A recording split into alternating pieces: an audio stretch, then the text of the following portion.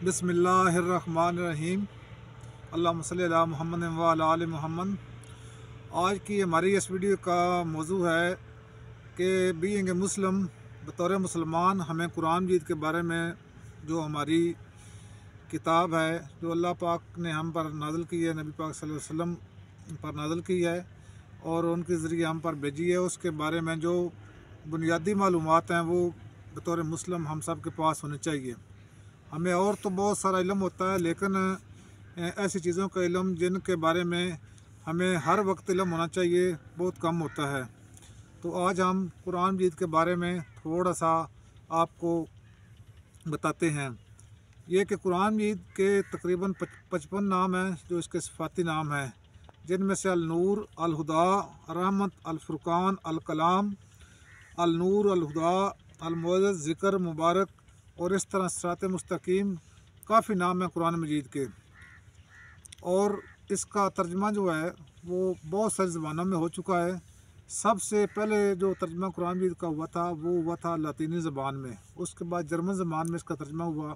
इधर हमारे बरसगीर पाक की बात की जाए तो कुरान मजीद का तर्जमा जो 884 में उमर बिन अब्दुल अज़ीज़ जो खलीफा उमवी खलीफा थे, उनके कहने पर इधर सिंधी ज़बान में पहली मरतबा हुआ था।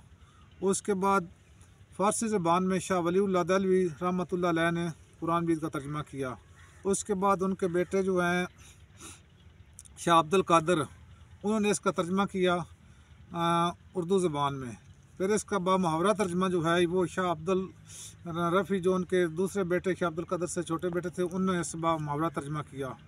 तो कुरान जो है ये लफ्ज़ कुरान से निकला है, जिसका मतलब है कि बार बार पढ़ी जाने वाली किताब। कुरान चूँकि बार बार पढ़ा जाता है इसलिए इसको कुरान कहा गया है।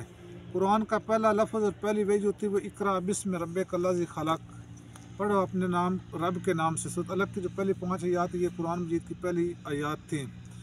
लफ्ज़ कुरान का मौजू जो है वो इंसान है, ये इंसान के मौजू पर दलालत करता है। कुरान पाक की सबसे लंबी सूरत अल बकरा है, जिसके मैंने गाए, और सबसे छोटी सूरत जो है वो है सूरत कौसर, इन्ना तोइना कल कौसर वसल्लि रब्बिका वन्हर। कुरान का दिल सूरत यासीन को कहा गया है और कुरान की ज़रूरत सूरत रहमान को कहा गया है। कुरान मजीद में 5 सूरतें जो हैं वो लफ्ज़ जो है ना वो कुल से शुरू होती हैं। कुरान मजीद के कुल 30 पारे हैं, इसकी 7 मंजिलें हैं। इसके 30 पारे हैं, 7 मंजिलें हैं और इसकी 114 सूरतें हैं। 114 सूरतों में से 86 जो हैं वो मदनी हैं, मक्की हैं, और जो 28 हैं वो मदनी सूरतें हैं, और जो 86 हैं वो मक्की सूरतें हैं। मक्की सूरतें जो हैं ये छोटी हैं और जो मदनी सूरतें हैं ये ज़्यादा लंबी हैं। कुरान मजीद में सबसे ज़्यादा ज़िक्र हज़रत मूसा अलैहिस्सलाम का आया है और इसमें लफ्ज़ मोहम्मद 4 मरतबा इसमें आया है। कुरान मजीद के एक सूरत है जिसके शुरू में बिस्मिल्लाह नहीं है, वो है सूरत तौबा। और सूरत नमल ऐसी सूरत है जिसमें 2 मरतबा बिस्मिल्लाहिर्रहमानिर्रहीम जो वो 2 मरतबा आया है। इस तरह कुरान मजीद की जो बुनियादी मालूमात हैं वो तो बहुत सारी हैं। इसमें 25 अम्बिया का जिक्र आया है, 6 सूरतें ऐसी हैं जो अम्बिया के नाम से शुरू होती हैं। इसमें एक गैर नबी सूरत लुकमान है और इस तरह एक काफिर के नाम पर सूरत लाब है।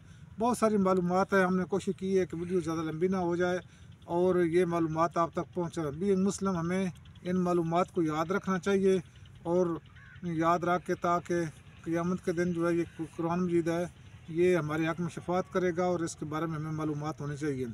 और जो कुरान नहीं पढ़ेगा उन्हीं के बारे में अल्लाह पाक ने कुरान मजीद में फरमाया था कि या नबी पाक सल्लल्लाहु अलैहि वसल्लम से पूछा जाएगा कि ये लोग जो हैं ये इनके अमाल जो हैं दुरुस्त क्यों नहीं हुए।